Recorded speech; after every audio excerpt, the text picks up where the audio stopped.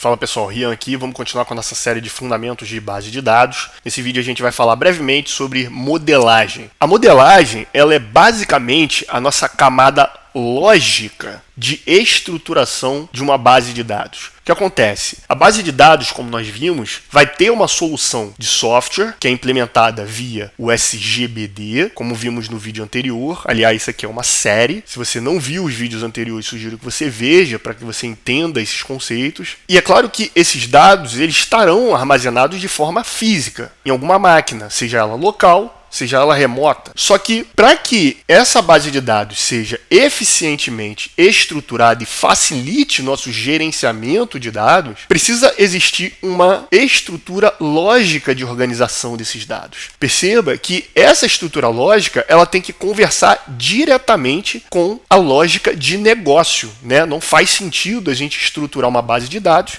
sem ter uma lógica de negócio. Então, por detrás de toda modelagem vai existir o entendimento da lógica de negócios. Essa é uma questão que a gente explora em todas as nossas playlists, tanto de engenharia de dados, de engenharia de software, na própria playlist de aprendizado de máquina, porque o primeiro passo para você desenvolver uma solução é você entender a lógica de negócio. Dessa lógica de negócio, a definição desses requisitos é que você vai modelar a sua base de dados para atender esse negócio. Então, essa modelagem, como é que ela se constitui? Ela se constitui por uma série de notações específicas, de objetos específicos que vão exatamente organizar, descrever essa forma de armazenamento. Então, a modelagem ela vai definir as estruturas, as operações que ocorrem desses dados, que restrições precisam ser atendidos e que interações ocorrem dentro dessa base de dados. Dessa forma, organizando de maneira lógica, aí sim você pode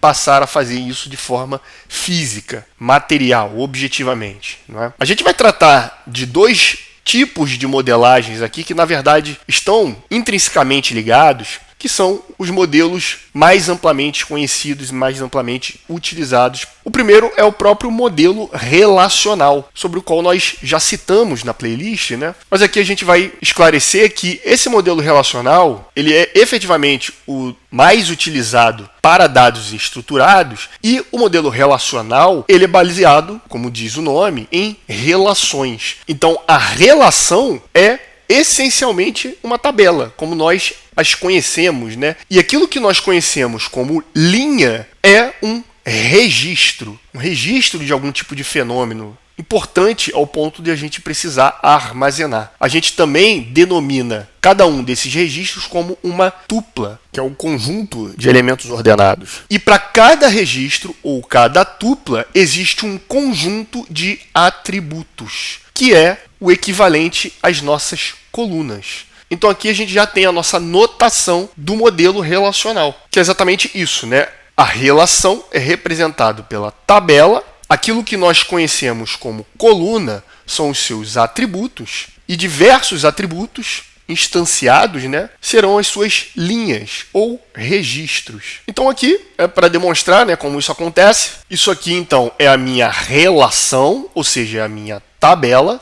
Eu tenho um registro 1, 4, 3 e 2. Cada um desses registros é definido por um conjunto de atributos. Que atributos são esses? São as minhas colunas, que correspondem aqui no nosso exemplo ao ID, né, que é uma identificação única para cada um dos registros, nome, raça, cor e idade. Então aqui a gente tem uma pista, né, de que essa relação é uma relação de diversos registros no que se refere a cães, né, pelo seu nome, pela sua raça, pela sua cor e pela sua idade. Então perceba que em cada registro há uma individualização. Essa individualização é feita pelos atributos, que correspondem exatamente às colunas. No caso aqui são os exemplos em forma de letras, os registros em forma de números. Vamos ver um exemplo para ficar um pouco mais palpável para a gente. Então, vamos imaginar que a gente quer fazer a modelagem de uma base de dados para atender um sistema de uma loja de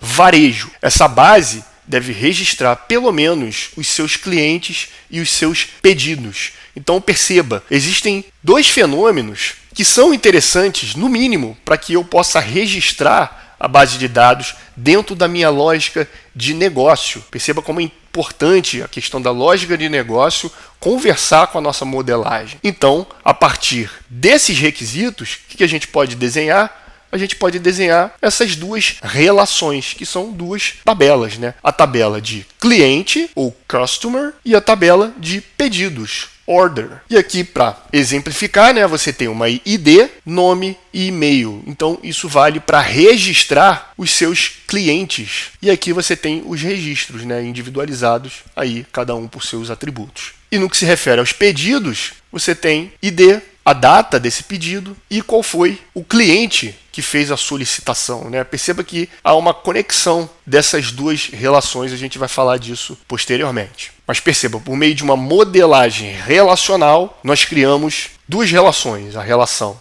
clientes, ou customers, e a relação pedidos, ou order, cada um com seus registros e atributos. A partir dessa modelagem, então, ou seja, dessa estrutura lógica de negócio, a gente poderia passar, então, a registrar fisicamente na nossa base de dados esses dois fenômenos. A segunda forma de modelagem é o chamado modelo entidade-relacionamento. Esse método de modelagem ele está intrinsecamente ligado ao anterior que a gente viu. Porque, na verdade, a modelagem de entidade-relacionamento ele é utilizado quando do planejamento, da conceitualização da base de dados. Então, quando a gente fala em modelar, em fazer o design, o desenho de uma base de dados, a rigor, a gente vai utilizar o modelo de entidade-relacionamento. Porque não basta a gente definir as relações, ou seja, as tabelas. A gente precisa definir, como nós dissemos anteriormente, que tipo de interação, que tipo de relação existe entre esses elementos. Esse modelo ele vai ajudar os analistas a observarem a base de dados de uma forma mais alto nível,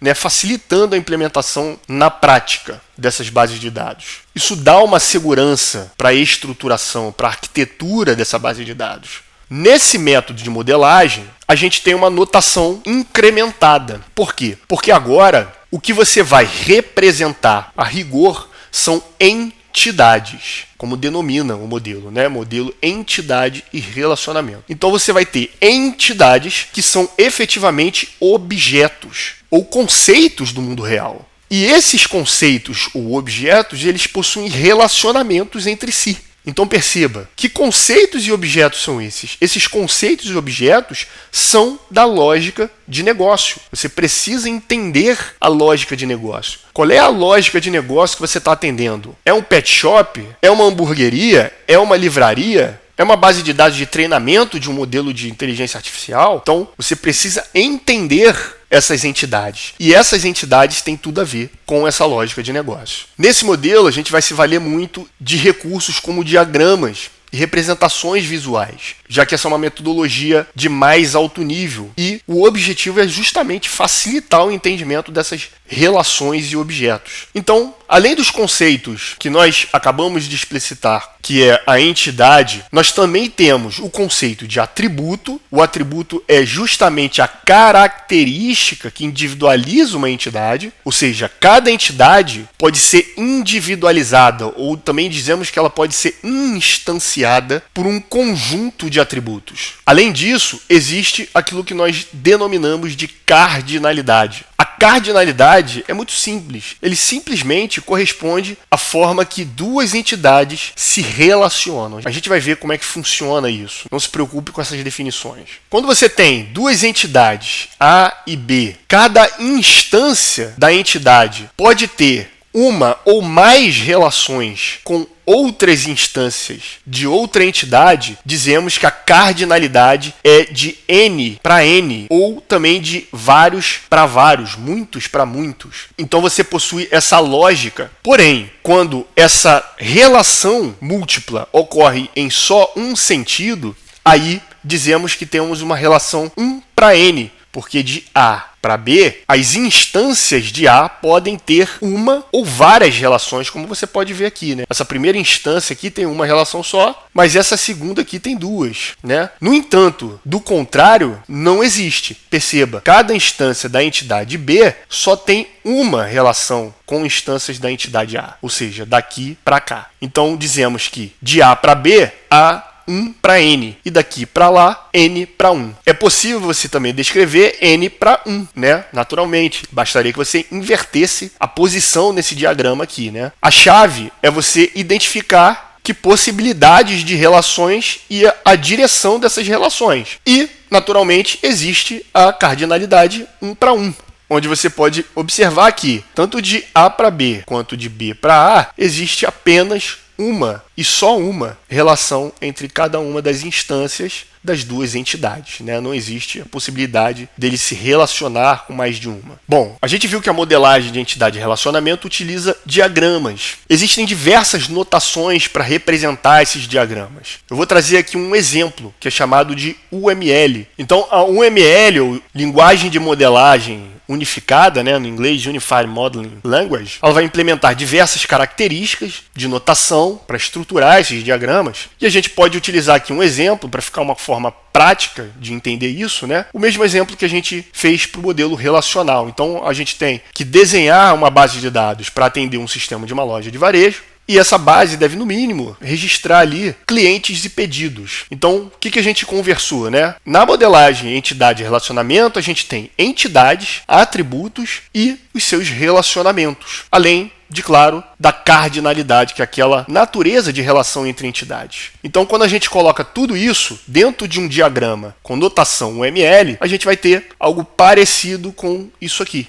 Por exemplo, então eu tenho aqui 4 entidades diferentes. Eu tenho a entidade produto, eu tenho a entidade pedido, ou orders, eu tenho a entidade clientes e ainda tenho de quebra aqui a entidade review, para receber feedback dessas compras, né? Nesse diagrama, a gente denomina o nome da entidade aqui no cabeçalho e dentro da caixinha nós colocamos os chamados atributos. Então, para cada entidade, você vai ter um conjunto de atributos que é exatamente o que individualiza cada uma dessas instâncias. Então, por exemplo, cada um dos clientes vai receber um ID, um número de cliente, o primeiro nome e o último nome. Esse conjunto de atributos define o meu cliente. No caso dos pedidos, você vai ter uma ID, você vai ter uma ID do pedido, quantidade, o produto que foi selecionado, a data de criação e a ID do produto, assim como do cliente que fez a solicitação do pedido. Uma outra característica desse diagrama é o da cardinalidade. Esses numerozinhos aqui que vocês estão vendo, né? 0, 1, 0, 1, 0, asterisco, é exatamente a cardinalidade. Como é que funciona isso aqui? O 0, especificamente, é uma condição de restrição, e nós vamos ver nos vídeos posteriores, mas ele significa que essa entidade ela pode ter 0 instâncias. A existência da entidade não depende da existência de uma review específica. Por quê? Porque, na verdade, a sua existência está atrelada ao produto. Então, toda review necessariamente está atrelado a um e somente um produto. Não existe uma review de vários produtos nessa modelagem que foi feita aqui. Já um produto vai ter várias reviews, que é o que determina o asterisco. No caso aqui do UML, substitui a letra N. No que se refere da relação dos produtos para os pedidos, o pedido ele pode ter 0 ou um produto específico. 0 é uma condição de restrição, já que a existência do produto não depende de um pedido, e no meu pedido é que eu vou definir a quantidade, não é isso? Aqui eu vou caracterizar qual é o produto. E cada produto, naturalmente, vai ter diversos pedidos. É claro que, como você pode ver aqui, o 0, isso significa que um produto ele não necessariamente precisa ter um pedido, né? Pode ter um produto que está encalhado lá no meu sistema e está tudo bem. A existência dele não depende de um pedido. E o relacionamento dos pedidos com os clientes é que um pedido ele vai estar relacionado a apenas um cliente e a cardinalidade dos pedidos com os clientes vai ter 0 pedidos ou muitos, determinado pelo asterisco. O 0 aí determina que o cadastro de clientes ele não depende de o cliente ter feito algum pedido. Então, para esse vídeo era isso. Se você gostou, peço que curta, compartilhe com quem você acha que possa se interessar pelo conteúdo e a gente se vê no próximo vídeo.